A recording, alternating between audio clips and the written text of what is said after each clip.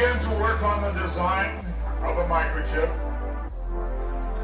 that, when it was completed, was 0.75 millimeters in diameter, 7 millimeters long. It was the size of 1/4 of a grain of rice.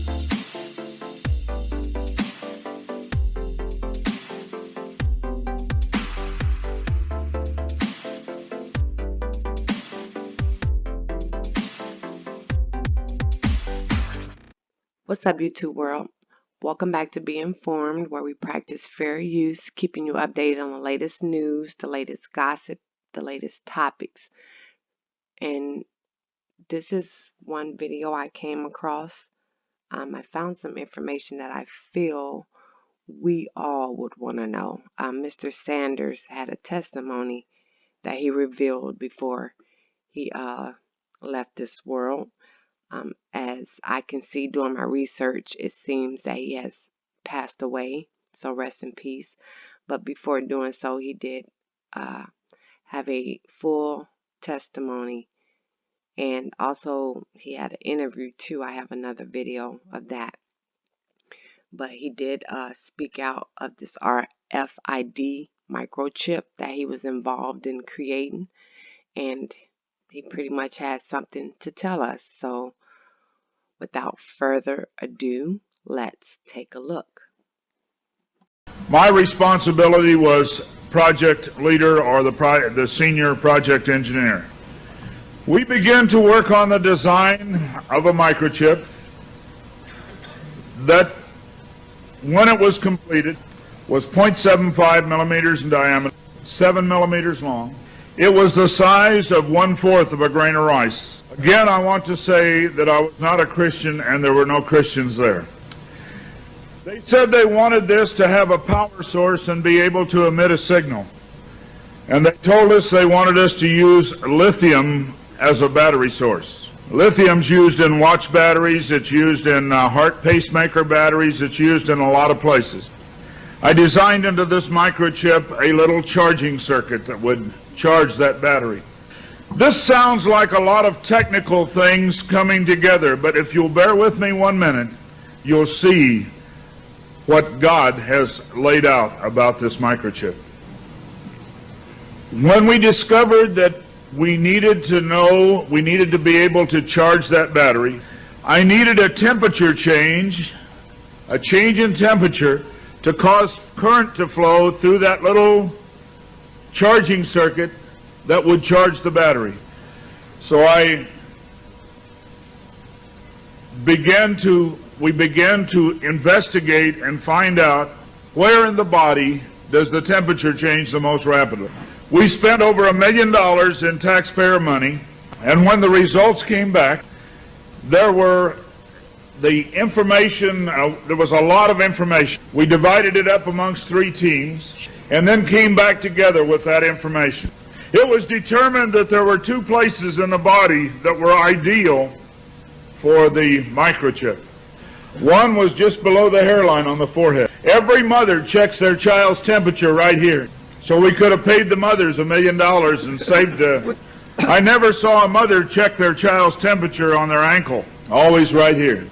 The other place was the hand, the right hand preferred, because most people are right-handed. This didn't bother me, and it didn't bother anybody else on the team. The hand seemed a good place. Nobody wanted it here. And so the design work, everything was completed. The microchip was done. You're seeing it now on some of the Discovery Channel presentations. There are people who have received it already. It is real. It's not something that's coming way down the road. They gave me a Bible. They told me not to read the book of Revelation. They said the book of Revelation is too hard to understand. So I waited, and I didn't read the book of Revelation for quite some time. Then one day I came to Revelation 13, verse 16. And he caused us all, both small and great, rich and poor, free and bond, to receive a mark in their right hand or in their forehead. I didn't like what I saw. I went back and looked up the word mark. I went to the Strong's Concordance, and I found that John had used three words for the word mark. Charagma, charicator, and charax. That was from the Greek. I looked at those words. They talked about a scratch or an etching. They talked about a lot of things. And I said, God, this isn't it. We didn't do it. He said, go to the word for 666. The word is chixastigma. In the Greek, it says to go to 4742 as a cross. The last half of the word chixastigma. And when I looked at what it says stizo, i.e. to stick, to prick, a mark incised or punched into for recognition of ownership. I thought about the little injection tool. The end of it is called an incisor. I began to weep and I began to cry, and I said, oh God, what have we done? I couldn't believe that this lined up with what we had developed. And I began to run from God. I didn't run away from the church, I ran into the church. I tried to do as many things as I could to atone for this. But I want to tell you something, as God is my witness here tonight, this got in the way. Money got in the way. I had beautiful homes overlooking the lake. I had all the things that I wanted. And I ran because of the money. My ability to go and get $250,000 in research money took me away from telling the message. I ran for many years. What I want to tell you is that this is real. The microchip implant is real. Credit cards are failing. They can be counterfeited. The new smart card can be counterfeited. They can be stolen. They can be lost. All kinds of things can happen to a card. But you cannot lose your hand.